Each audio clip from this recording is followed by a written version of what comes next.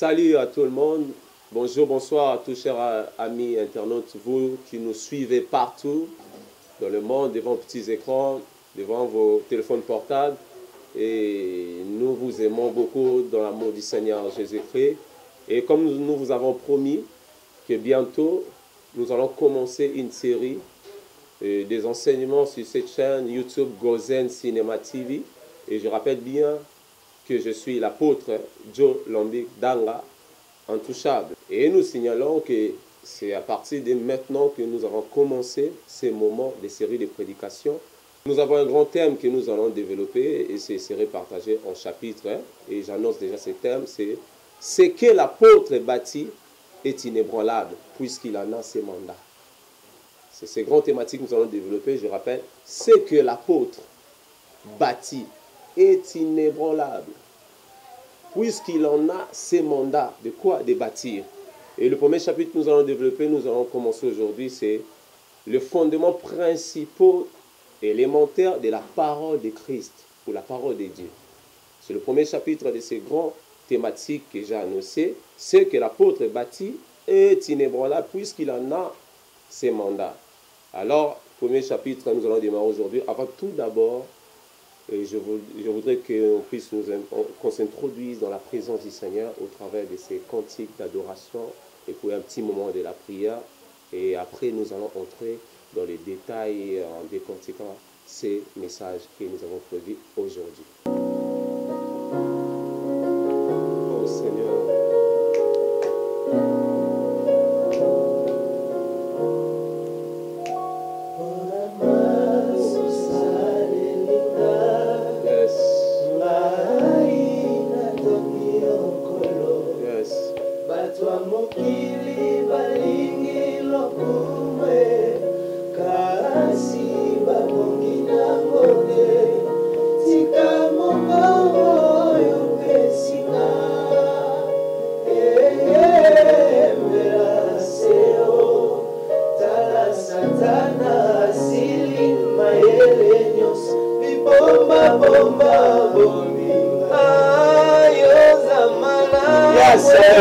Seigneur, aux âmes tu es vraiment bon, Seigneur, pour tout ton peuple, partout dans le monde, où elle est.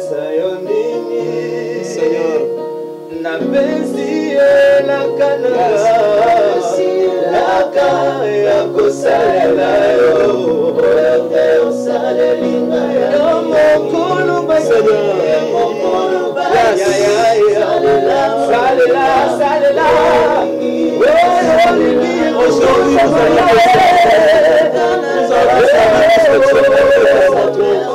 Seigneur, tu es descendu dans la chair humaine sur cette terre. Tu es parti à la croix, Seigneur.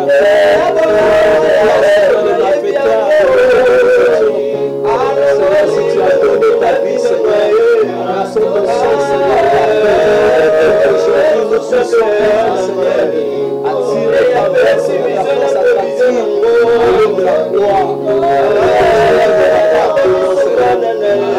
Seigneur, tu nous as tiré chacun de nous, Seigneur. Seigneur, tu nous as sorti, Seigneur, chacun de sa nation. Tu as fait de nous un peuple, Seigneur. Un peuple qui jadis étions étrangers. Nous n'avons pas eu le droit, Seigneur, de pardonner la présence du Seigneur. Et nous n'avons pas eu le droit d'avoir la foi en Dieu. Mais aujourd'hui, tu nous as attirés envers l'œuvre de la croix.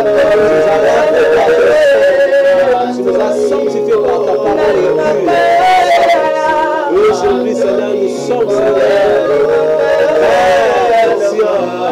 de sorte que, Seigneur, nous formons, Seigneur, cette assemblée, Seigneur, de rois et de sacrifices. Nous faisons, Seigneur, des sacrifices, de louanges et d'adoration qui est le fruit de Dieu.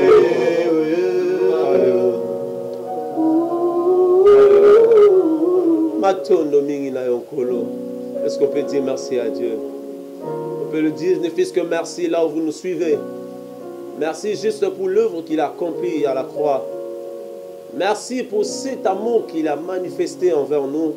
Cet amour qui ne consistait pas seulement qu'il le dise dans sa bouche au travers des prophètes qui ont passé avant, qui nous ont annoncé l'amour de Dieu, mais cet amour s'est traduit dans les actes. Et cet acte, c'est l'œuvre de la croix, où Dieu s'est donné pour nous de malfaiteurs, nous qui jadis étions des peuples, qui manquaient la foi, qui manquaient même l'endroit pour adorer, qui manquaient même le sujet pour adorer. Aujourd'hui, ce que Dieu a fait envers nous, comme il est écrit, car Dieu a tant aimé le monde, il a donné son Fils, afin que quiconque croit en lui ne périsse point, mais qu'il ait la vie éternelle. Père, aujourd'hui, au travers du Fils, Jésus-Christ, au travers de son œuvre à la croix, nous avons aujourd'hui trouvé grâce à tes yeux, et que, Seigneur, nous ayons cette foi véritable, cette foi en Dieu. Aujourd'hui, nous sommes loin, Seigneur, du rudiment du monde. Nous formons un peuple qui porte ton nom. Tu nous as soutirés de nos nations, Seigneur, de nos patries, de nos coutumes, traditions et cultures. Et tu as fait de nous, Seigneur, un peuple qui porte un seul nom, ton nom éternel, Jésus-Christ. De sorte que, Seigneur, en même temps, tu nous as fait de nous ce royaume des rois et des sacrificateurs, pour que nous soyons des gens qui t'offrent, Seigneur, des sacrifices de louange et d'adoration, qui est le fruit de nos lèvres, disant merci à toi la sagesse, l'honneur, la gloire, la louange, puisque ce que tu as fait dans nos vies est énorme.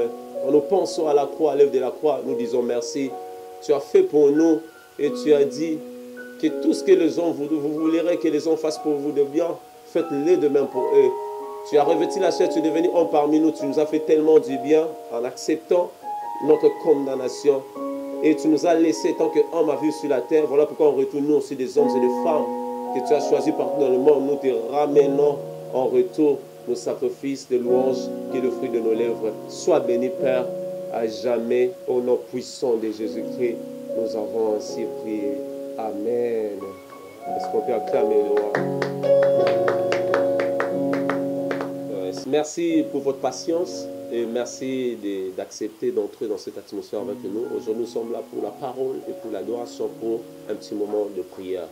Et je signale, je rappelle, c'est moi, l'apôtre Joe Lombi Danga, intouchable. Je suis le conducteur et Dieu nous a donné cette grande vision. Et le nom de l'église, c'est l'église des fondements et des portes de la vie sainte.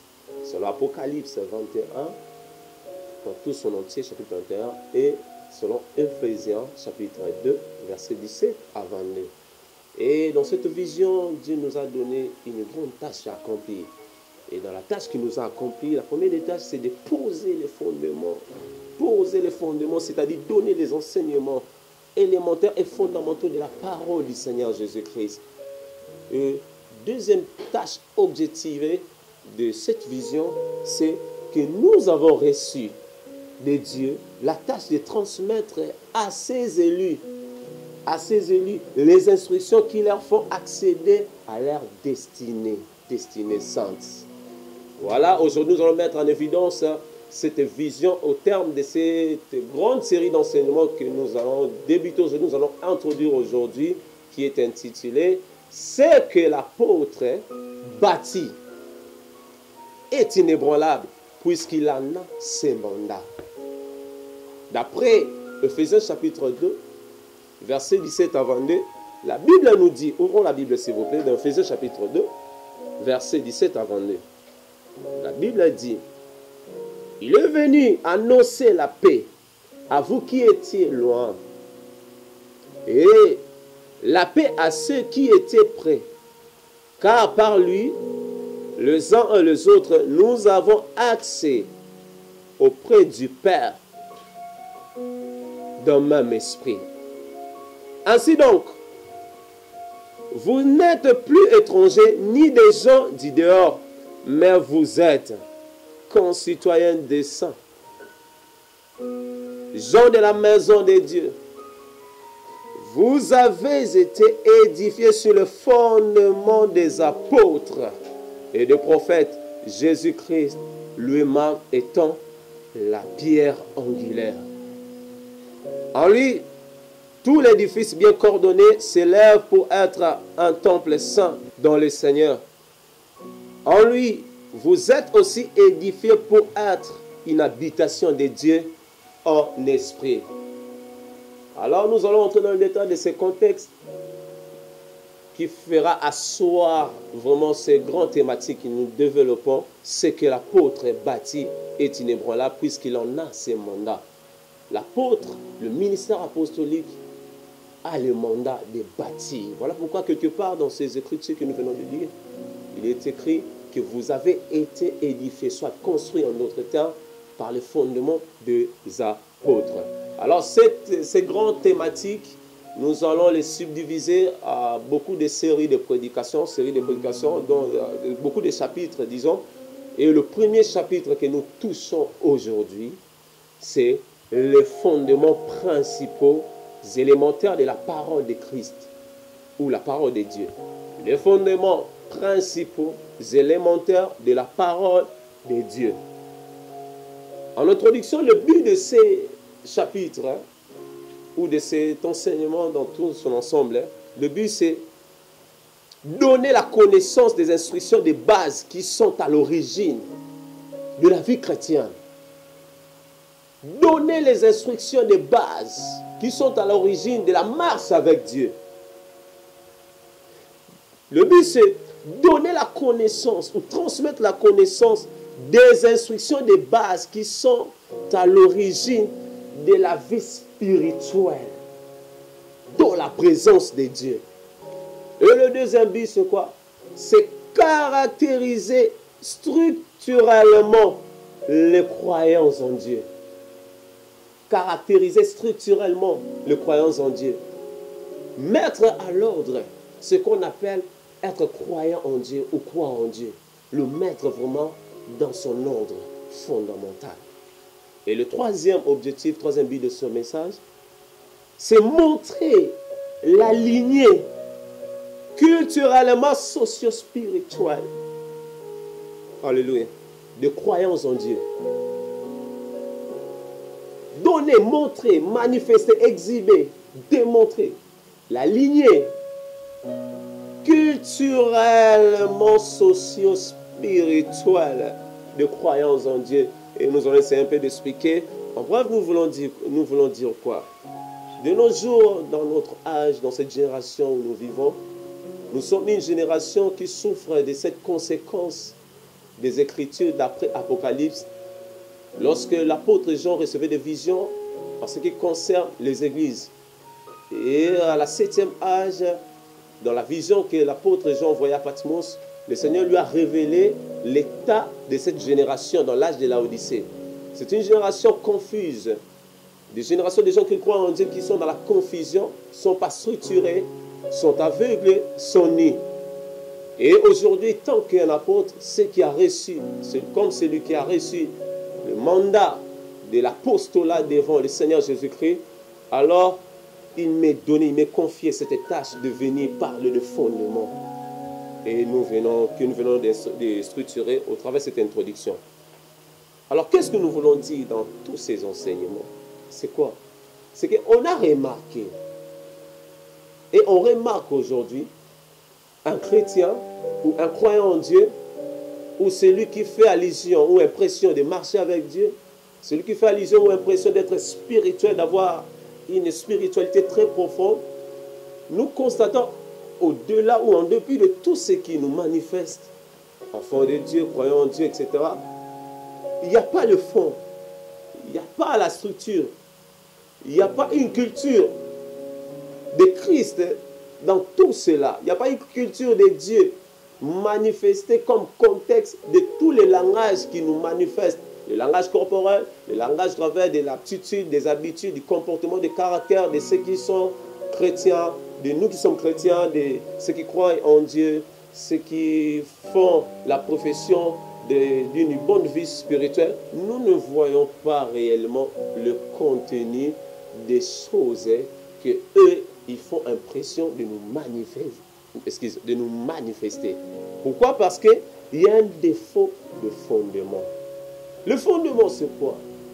Le fondement, c'est la connaissance des choses ou des instructions ou des principes qui est à l'origine, non plus ceux qui font profession d'avoir une grande spiritualité dans la présence de Dieu, sans pour autant avoir des connaissances principales qui sont à l'origine de cette vie-là. Donc cette vie de chrétien, cette vie de croyance en Dieu doit avoir des choses qui sont à l'origine de cette vie-là. Et c'est ce qui fait le fondement. Et c'est ce qui crée la marche avec Dieu. Lorsque vous avez la connaissance des instructions de Dieu, c'est ce qui ferait que votre vie spirituelle, soi-disant, votre vie de marche avec Dieu, votre croyance en Dieu aura son sens vrai. Et ce serait une marche et une vie de croyance en Dieu qui a une lignée culturellement socio-spirituelle. C'est-à-dire, on verra que celui qui croit en Dieu, celui qui est chrétien, marche de cette manière-ci. Et cette manière-là, ce serait incontournable, ce serait inchangé, ce serait inchangeable. Non pas aujourd'hui, tu croyais en Dieu, tu marchais avec Dieu, tu étais chrétien, tu avais une bonne spiritualité, et demain, tu n'es plus dans ces choses. C'est pas comme ça que ça marche avec Dieu.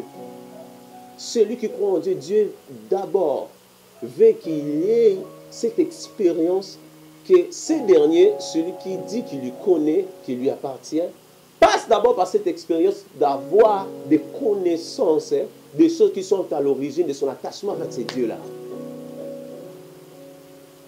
Alors, celui qui croit en Dieu, celui qui marche avec Dieu, celui qui est chrétien, il doit être caractérisé structurellement. Donc vous le regardez, vous l'observez au quotidien, vous faites que remarquer qu'il est solide en termes de caractère, il est solide en termes de comportement, il est inébranlable, il est inchangeable, il reste le même depuis le jour où il a fait profession ou confession, où il a démontré au monde qu'il appartient maintenant à Dieu, qu'il est maintenant un homme ou une femme spirituelle, qu'il est chrétien, qu'il est croyant en Dieu. Mais aujourd'hui, hélas, nous souffrons de ces choses. Chrétiens, croyants en Dieu, ceux qui ont une vie de spiritualité devant Dieu, sont des gens, aujourd'hui nous remarquons, pas une bonne lignée des choses de Dieu. Nous le voyons tantôt dans le rudiment du monde, tantôt en Dieu, et ce qui nous embrouille aujourd'hui, et ce qui cause la chute de plusieurs dans leur foi. Cependant, si tu es en Dieu, si tu marches en Dieu, si tu es chrétien, tu dois être fondé. Tu dois connaître les instructions principaux et élémentaires qui sont à l'origine de cette vie-là que vous avez. Merci beaucoup. C'était le premier chapitre que nous avons fait introduction de ces grandes thématiques que nous développons. C'est que l'apôtre bâti est inébranlable puisqu'il a dans ses mandats. Le premier chapitre, c'est le fondement principaux élémentaires de la parole de Dieu que nous venons d'introduire aujourd'hui. Rendez-vous au deuxième point de ce premier chapitre. Vous allez suivre toujours sur ces chaînes YouTube Gozen Cinéma TV. C'était l'apôtre Joe Lombi Danga Intouchable avec son équipe de ministres de Dieu, Intouchable Musique. Bienvenue dans le Seigneur, peuple de Dieu, vous qui nous suivez partout. Faites profession d'une bonne vie de spiritualité dans la présence du Seigneur. Vous qui croyez au Seigneur Jésus-Christ, vous qui êtes croyants en Dieu. Aujourd'hui, nous avons montré qu'il faudrait que cette vie-là que nous faisons complaisance, où nous montrons que nous avons d'appartenance en Dieu, doit avoir ses origines.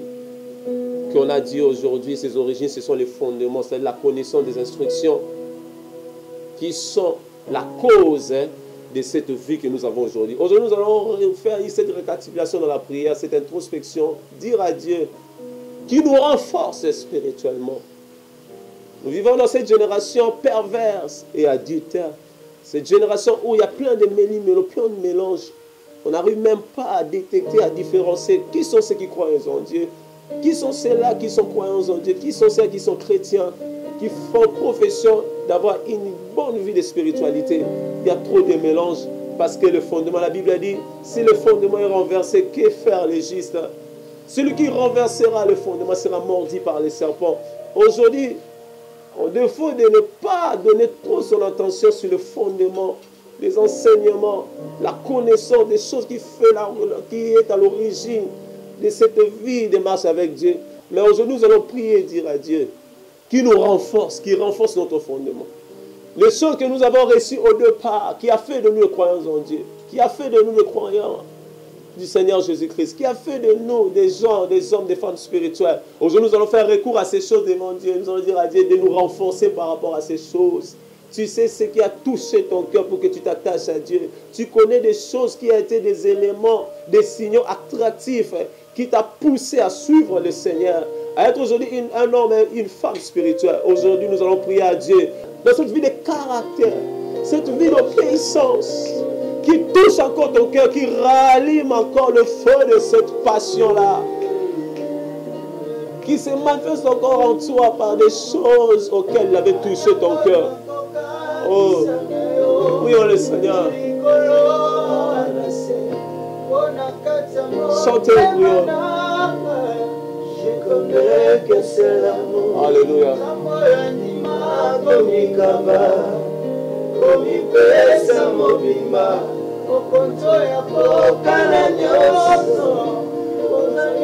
Oh Jésus. Oh mon Dieu. Parce que je me rappelle que j'ai donné ma vie à toi, Seigneur. Tu avais opéré des signes incomparables, des signes, Seigneur, redoutables, incontournables, auxquels je ne pouvais le témoin à personne d'autre qu'à toi. Tu avais marqué ma vie par ta façon d'agir, par ta façon de me parler. Tu avais marqué ma vie. Tu m'avais touché, Seigneur, par les saintes écritures. Oh, aujourd'hui, je veux que ce fondement soit reconstruit. Seigneur, c'est toi qui restaure, c'est toi qui relève, c'est toi qui rebâtis sur les anciens ruines, c'est toi qui relève celui qui est tombé. Tu as juste cet homme, c'est toi qui le relèves toujours. C'est toi qui transforme nos vies, Seigneur. C'est toi qui es capable spirituel. C'est toi qui es capable, Seigneur, de redonner pour la foi, de travailler pour la foi, de ramener la foi dans un cœur qui ne croit plus en Dieu. Aujourd'hui, nous voulons faire recours au fondement que nous avons construit. Nous voulons être des vrais chrétiens, des vrais croyants en Dieu, inébranlables, qui retiennent dans leur mémoire des choses qui a été à l'origine de leur croyance en Dieu, des choses qui a fait qu'ils ont attaché à Dieu. Alléluia. Chantons le Seigneur, chantons, prions.